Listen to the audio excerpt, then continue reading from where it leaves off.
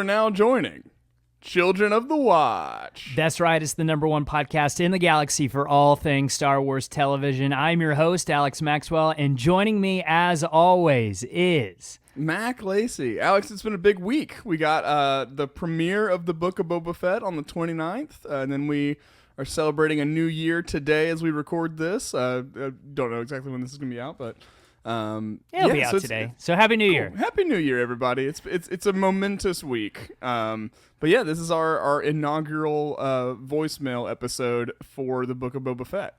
Yes. So if you are unfamiliar with us, we were formerly The Mandalorian Watch, where we did scene-by-scene breakdowns for every single episode of The Mandalorian, scene by scene. And then we also did these awesome voicemail hotline episodes where you guys call in and you give us your thoughts and your theories.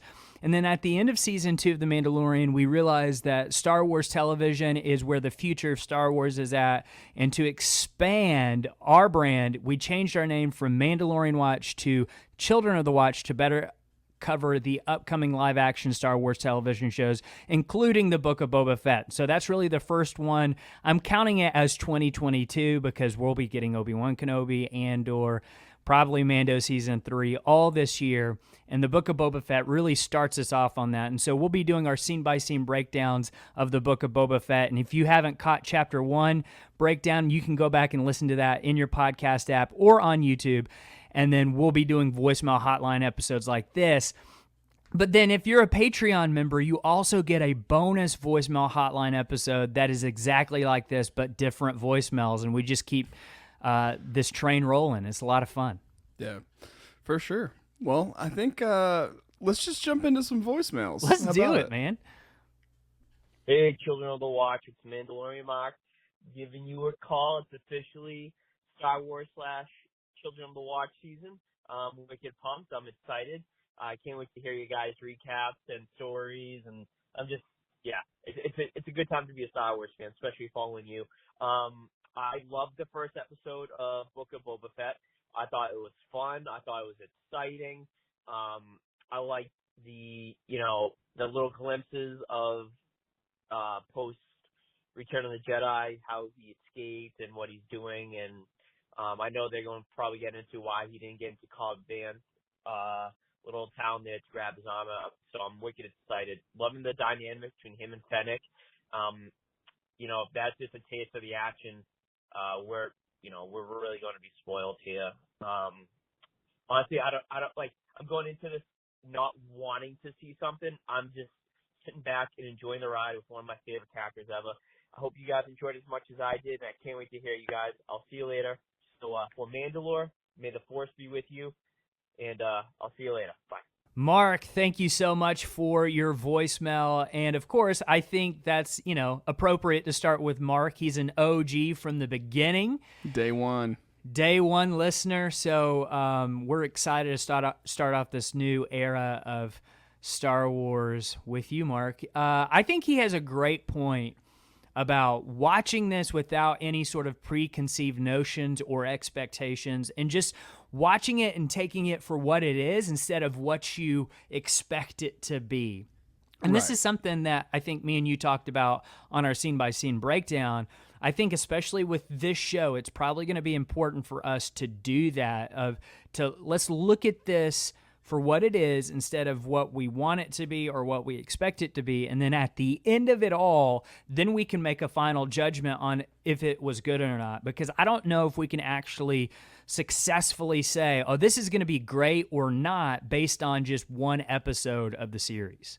Right. And that's just kind of the nature of long form storytelling like this too. Like, things that could be brought up as criticisms now might be very intentional and have a big payoff later, or right. And I can't even think of anything in this episode. Like, I had no big criticisms of the first episode. Like, I really enjoyed it. I had a lot of fun. But I think people maybe had just set a little bit, the bar a little bit too high as far as what they were expecting. And, because like Luke Skywalker didn't show up or anything, nothing of that magnitude happened in the episode, might not have been what was expected. But yeah, so let's just manage those expectations. Just kind of be along for the ride. like take in the story they're telling for what it is, and we can make up our minds about it after we get it, after the whole thing. Right, and that also sets you up better. Like if they do have a surprise in store for us, that just makes it even better. So Right. like if whether they do or don't, it doesn't really matter because they're telling the story that they're going to tell, and there's nothing we can do to change that.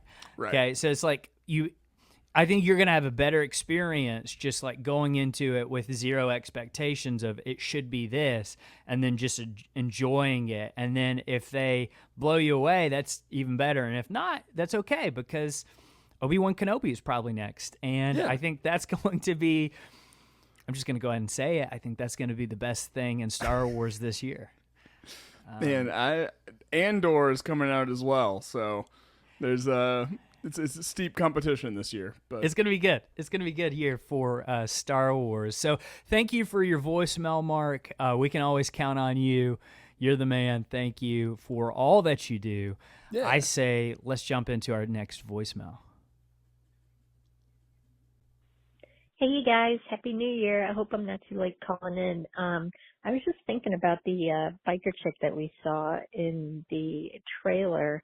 I've heard some people speculating that maybe she's Omega, but I've seen her name as Drash online, and I don't know, I was kind of wondering, like, that would be a pretty cool twist if, spoiler alert for Bad Batch, but that'd be a pretty cool twist if she was Boba Fett's sister, and it would make sense why they had him looking so hard at what was going on when they were robbing the water farmer, and and showing his disgust at what was taking place. And that'd be pretty wild if it turned out it was his sister that was like the head of that biker gang or something. And I was wondering if anybody else also had flashbacks to Uncle Owen and the stormtroopers burning him out when they saw that. I almost was trying to put it together if that was from the same event. But anyway, you guys are doing great. Thanks so much for the podcast. Bye.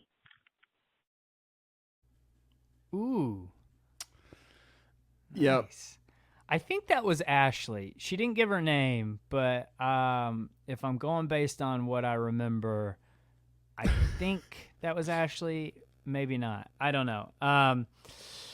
So, okay, yeah, did remind me of Uncle Owen and Aunt Beru's homestead. Definitely a moisture farmer. Oh, no, not again. Not again. Not It's again. like I just healed from this. Seeing that as a child, I have just gotten over that psychologically, and here we go again. So let's talk about the cool biker chick from the TV spot. And I speculated on the scene-by-scene breakdown, and the more I thought about it, it's like, that's probably not going to happen. My speculation was that the Tusken kid will end up being the cool biker chick in the present timeline. The more I thought about it, that's probably unlikely. But I do think this cool biker chick is important.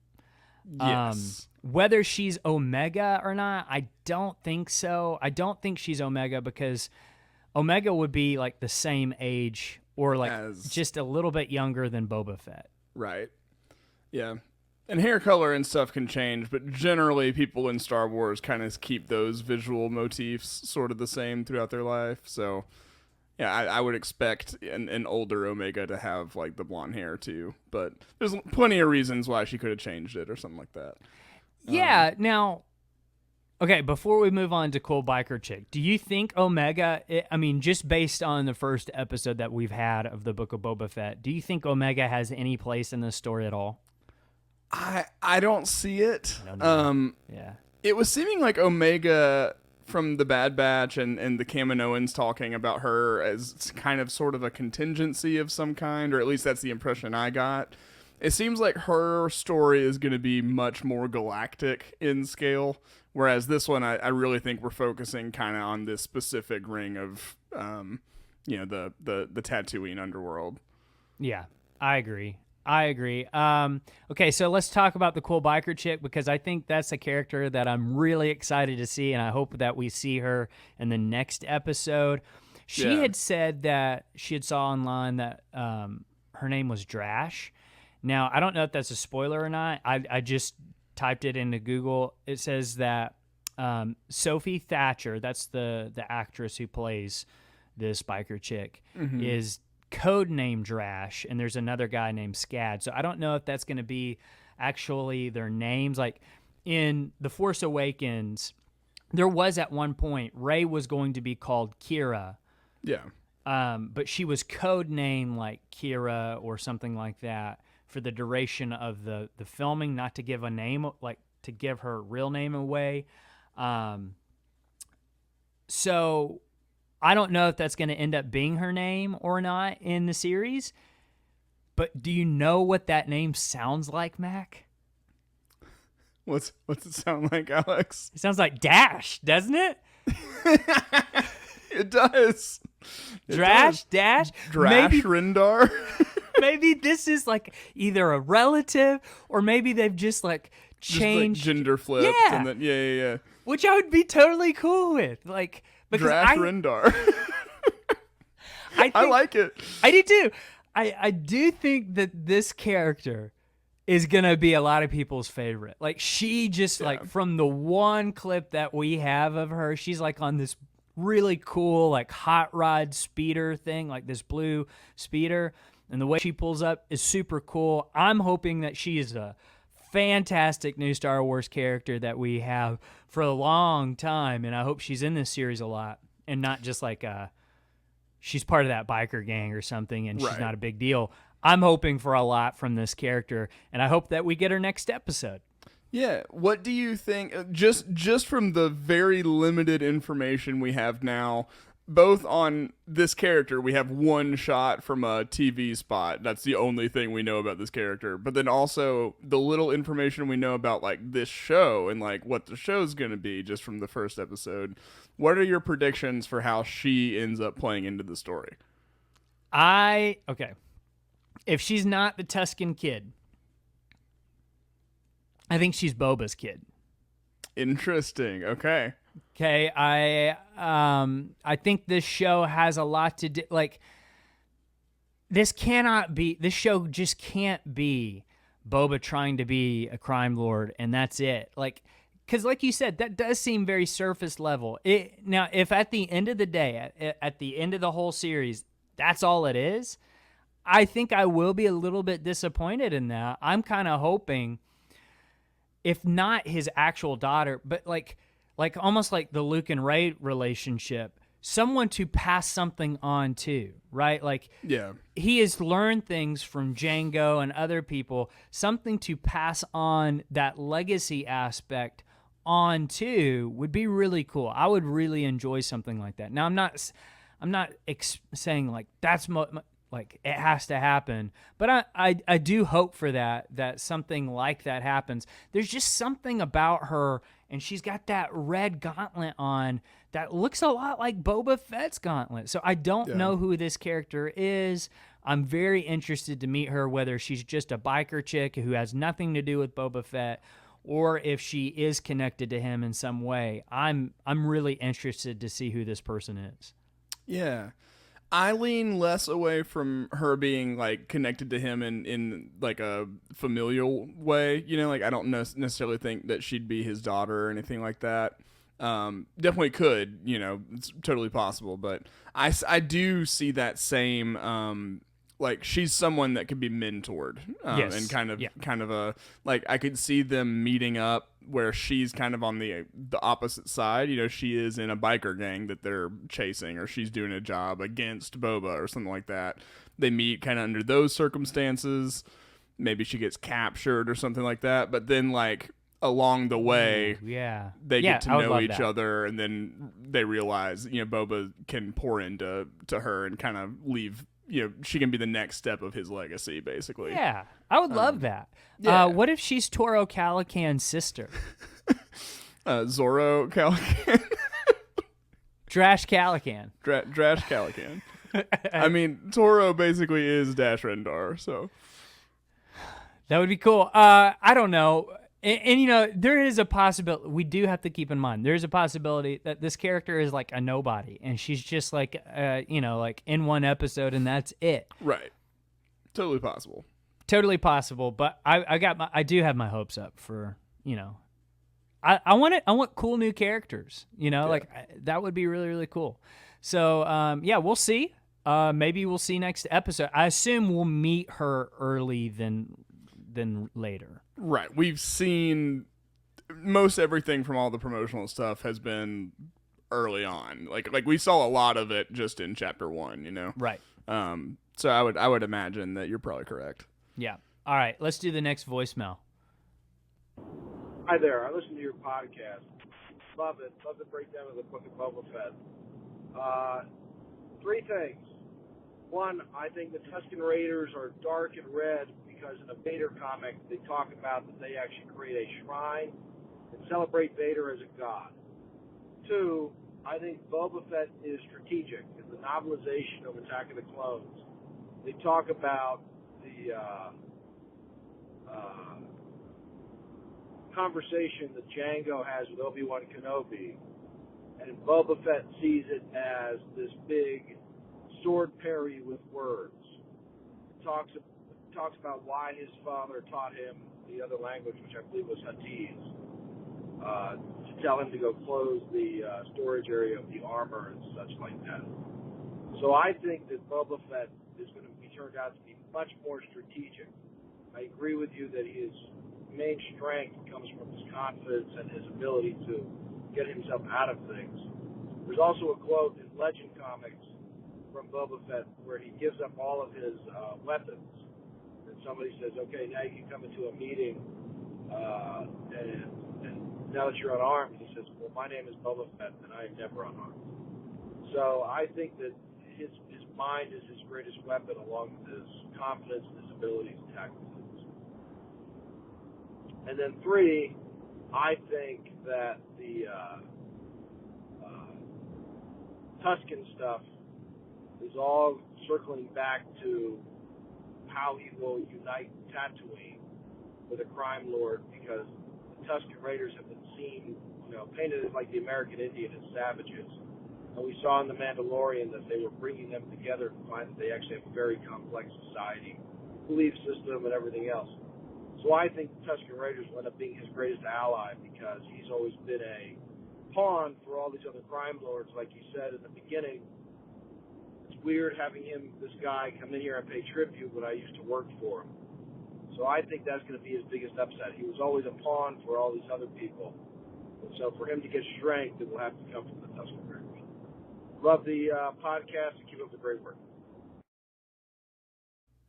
All right. Thank you, Mysterious Stranger from Parts Unknown. Yeah, hey, okay, just a heads up, folks. If you leave your name, we'll say it, but no worries. You can make one up, or yeah. Go with a Star Wars character or something. You could say it's Boss calling, whatever you want to do. Yeah. But thank you so much for your call, Mysterious Stranger. So there were what was the first thing? So the first thing was that in one of the canon Darth Vader comics, Yes. And this is part of the reason I kind of just dropped out of the Star Wars comics, is stuff like this. If I'm being honest with you, I don't really like this kind of stuff. But Vader goes to Tatooine, like during the original trilogy time, like after A New Hope, and he slaughters some more Tuskens in anger. And the Tuskens see that, like the Tuskens that survive see that, and they end up building like this huge shrine to him and worshiping Darth Vader for it. I don't necessarily dislike that idea. What I dislike is like Vader being on Tatooine at any point after becoming Vader at all. That kind of defeats the purpose of putting Luke on Tatooine. Like the whole thought behind that was keeping Luke safe, because Vader would never return to Tatooine. Right. Or at least that's the thought. Right. It does, and it kind of like de-emphasizes that moment like of his fall, Yeah. I think a little bit, if he keeps going back to Tatooine to do it, Right. So just like when he's feeling down, he goes to slaughter Tuskens. That's awful. Yeah. I don't need a story focusing on that. No. But But it's possible. I did see Star Wars Explained put out a video very similar to that thought process. It's totally possible that's why they're wearing like the darker colors. I mean, they've proven they will put some things like from the books into the show. They could do the same thing with the comics into the show as well. So that's not out of the realm of possibility. Right. Yeah. And then, so the point 2 and point 3, I think, go together in a big way, or they will in the show. Point 2 basically being that, like, Boba Fett's greatest asset is his mind and his ability to plan and strategize and that kind of thing. Totally agree with you there. I look forward to seeing that. Like, I can't wait for Boba to have to navigate the kind of the politics of the underworld and have to come up with clever solutions to, solve disagreements and that kind of thing. With the Tusken stuff being related to that, like, as far as, I think that the stuff we're seeing in the flashbacks, he's learning valuable lessons. Like last time I said that moment where the Rodian sounds the alarm and instead of working with him, I think that's foreshadowing. I think a lot of those things in the flashback sequences are going to be analogous to events that will happen later to Boba Fett. So they're going to inform how he responds to those things. So I think, like, there may be a situation in which he's at odds with a group and has to go do something heroic like conquering this monster to earn their respect and earn his place in them. Like, that could happen later in the show, and he has to kind of rely on the lessons he's learning during the flashback sequences. For sure. I mean, there is a good point there in terms of, I think the Tusken Raiders do kind of represent Native Americans in the sense of, like the people on Tatooine who are settlers don't understand them, but once you like get to know them and are ingrained in their cultures, like it's a very complex, amazing culture, right? So there is a lot of parallels there that could be played within the show as well. Maybe even like I think Game of Thrones did the same type of thing with the Dothraki and Daenerys. A similar type of thing there could happen here in the Book of Boba Fett, of like, if he is building this coalition of people, he might bring in the Tusken Raiders who have been kind of pushed to the outside in Tatooine society, and he's bringing them back in. So I could see something like that happening for sure. Yeah. Cool. Well, thank you so much for your call. Yeah, man. Let's get to the next one. All right. Hey guys, just finished listening to your breakdown of episode 1 of Book of Boba Fett, Stranger in a Strange Land. Love hearing what you guys have to say all the time. I just wanted to bring up one point about the episode at the end that you guys didn't mention, but I thought was really. So the little Tusken kid and Boba come back to camp. And the little kid's excited with that monster head, like you guys mentioned, and everybody else, the rest of the Tuskens are all celebrating, and they're all happy. They're congratulating the kid, and that Tusken chieftain standing next to Boba, and he offers him the little black melon of water, and Boba takes it. I saw that as the chieftain kind of acknowledging that that he knows that Boba really killed that monster. He, that offering of water to me basically says, yeah, I know you really killed that monster there. Here, have some water. You did good. So I just thought that was significant. Maybe that will kind of play a little role later as Boba continues to prove himself to this Tusken tribe. So just wanted to mention that. Thanks a lot, guys. Bye-bye. And we want to shout out to our Mandalore patrons. That's Sean M., Brian S., Myron C., Dave, Tyler B., Amy C., at Kessel Run on Twitter, Annie, Andrew Verson, Jansen B., James Parker Price, Todd, Sam Smallwood, Adam S., Larry S., Matt from Michigan, Rick Villanueva, Jesse, James B., and Sean D. Thank you for being our Mandalore patrons. You guys are the best. Nice. Yeah, totally agree with you, for sure. We didn't really mention that, I guess, on the scene-by-scene breakdown that, the Tusken Kid is presenting the head as if he slayed the monster. And Boba's letting him do that. And the dad kind of realizes, yeah, my kid did not do that. Yeah. Watching it, I had a slightly different read. I just thought the kid was really enthusiastic about it. And, like, everybody was kind of celebrating that, like, maybe they had been wanting this monster gone. But I definitely see that read of it. And I think that informs more about Boba's character, potentially. Like, that he knows that he took care of the monster. He's earned that respect as kind of symbolized by the water black melon thing. And that's good enough for him, you know? Right. And I think what we've seen so far, him rejecting kind of the grandeur and the spoils of being a crime lord, you know, like being carried on, like rejecting those kind of things. That's consistent. Right. So yeah, very cool observation. Yeah, and another observation that I thought of this when we watched it the first time and the second time and when we did our scene-by-scene breakdown, but I just did not bring it up because I got a lot of voicemails about this too, is that, like, there is an obvious parallel between Boba strangling the monster and Leia strangling Jabba. We didn't really mention that. And the reason, like, I feel like both of us kind of saw a different thing in slaying the monster than it's a direct reference to Leia slaying the monster.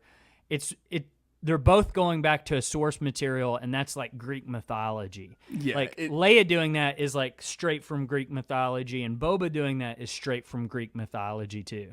Right. It's like a Homeric thing. Like yes. It's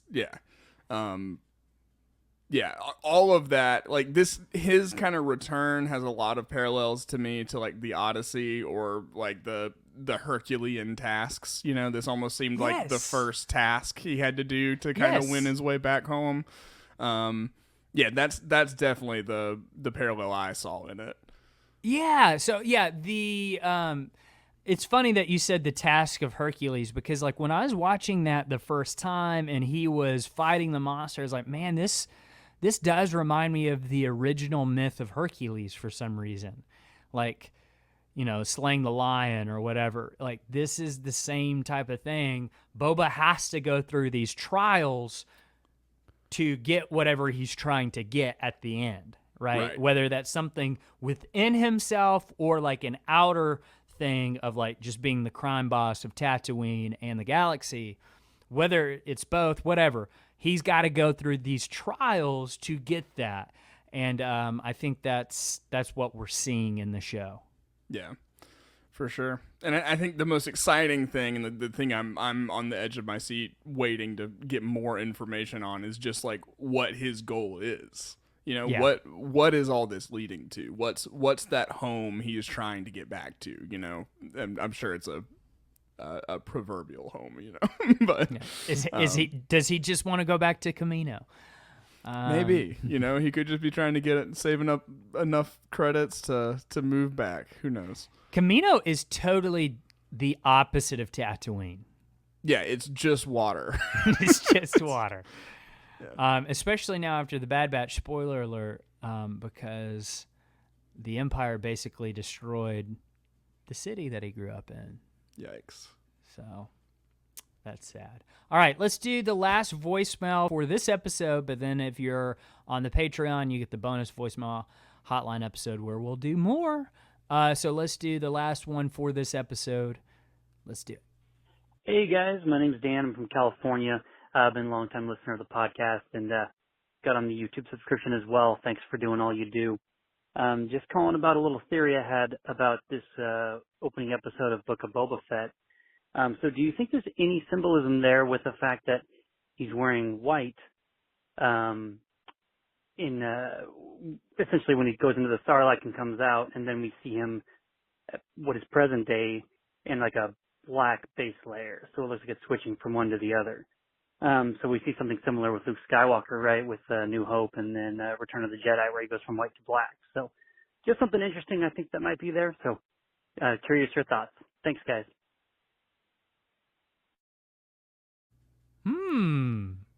That's a really cool thought. I love the parallel to Luke, because the reason that they did Luke's costume the way they did in Return of the Jedi is that it would be black all the way up until the end, and then in kind of that last fight, like his clothing is disheveled and that piece flops over and it's got the light on the inside. So it was trying to keep his kind of moral alignment vague up until the moment that you see that he kind of overcomes the temptation of the dark side and everything like that, and redeems his father, and you see that light always on the inside. So that's an interesting thing with Boba, now that he's wearing kind of the black flight suit as the basis for his armor.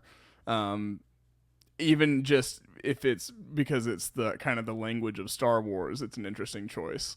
It could just be a design thing, but initially I was just thinking because black is more slimming. I mean, black. The reason I only wear black. I mean, the black with that green armor pops. I think this version of the suit actually looks better than the original. That's just me. I know there's probably like, no, how could you say that? And people are like shouting at their podcast app and their phone and their car, whatever. People I just like wreck. I like the way that this looks better. Like the green is greener, the black makes it pop a little bit more. I like that look. But yeah, I mean, it's something that we can't discount totally, because it is the language of Star Wars. Like Star Wars is one of the reasons I love Star Wars so much, is because you could turn off the volume and still understand the story without like any of the dialogue. Right. You It's see a bad guy and you're like, yep, that's a bad guy. Yeah. And so it makes Star Wars a little bit more universal than other properties in that way. That's something that I think is special about Star Wars, is the language that it tells through the visuals. Now, I mean, we've also got to think through, like, okay, so Boba's wearing black. What does that mean for him? Fennec is in all black, right? Like, she is too. I think that's something that we have not talked about enough. I guess this is going to be kind of our last point on this voicemail hotline episode. Thank you for your call, because this kind of led me to this thought. Can we totally trust Fennec? Like, are we sure we can trust her? Like she seems super eager to do what Boba says, and like, there's just something like, wait a second, who is Fennec? We don't even really know who she is. Can we trust her totally?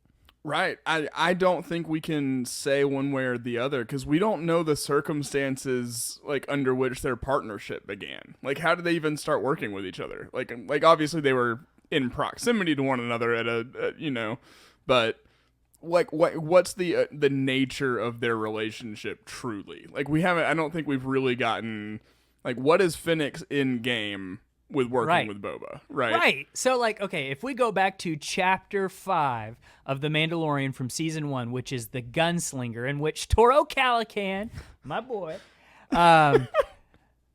was introduced, he shoots her, right? But before he shoots her, she mentions that she is there to meet a contact in Mos Espa. Now, this episode takes place in Mos Espa. Yep. Okay? There was a bounty on Fennec for some reason. We don't know why that bounty was out on her. We have no idea. Now, we do know that she was in the Bad Batch. If you haven't watched the Bad Batch, she was in the Bad Batch. She was younger. She was just kind of starting her mercenary bounty hunting career. She does come into contact with Omega, which is basically Boba's sister.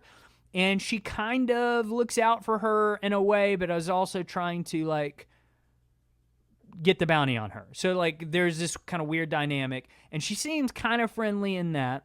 So we are left to assume she's kind of a good person from the interactions that we have from her in season 2 of The Mandalorian and in season 1 of The Bad Batch, which is earlier in her timeline, earlier in her life. But we don't know why she was actually on Tatooine to begin with. We can assume that maybe she was there to meet Boba Fett to begin with. Maybe she was there to meet him, and they were going to start from the get-go and do something together from the get-go. And he ends up finding her in the desert because she never showed up, and he kind of fixes her and gives her the robo-tummy, and then they just continue on their merry way. But there's just something, like when it comes to bounty hunting, when it comes to the mercenary underworld, I think you got to sleep with one eye open. Yeah. And I think until we totally know what Fennec's motivations are in helping Boba, we got to keep an eye on her, right? Like, I don't know what her goal is. And that's something that I hope the show answers. Yeah, for sure. For sure. Well, we will see what Chapter 2 brings, and we'll be back with another voicemail episode. If you're on the Patreon, you will hear from us very shortly before that. But anything else to add before we wrap this one up? No, I'm just excited for Chapter 2 this coming Wednesday. If you haven't subscribed, make sure you subscribe. Or you can rate and review us on Apple Podcasts. Give us a 5-star review. That just helps more people see the podcast. And you can give us a 5-star review on Spotify as well. That helps. And then we're on YouTube. You can search Children of the Watch, a Star Wars show, and subscribe over on the YouTube. And I think that's it. And I love you all. And I love Star Wars. And I love you, Matt.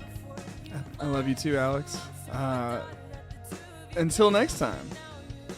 Keep the watch.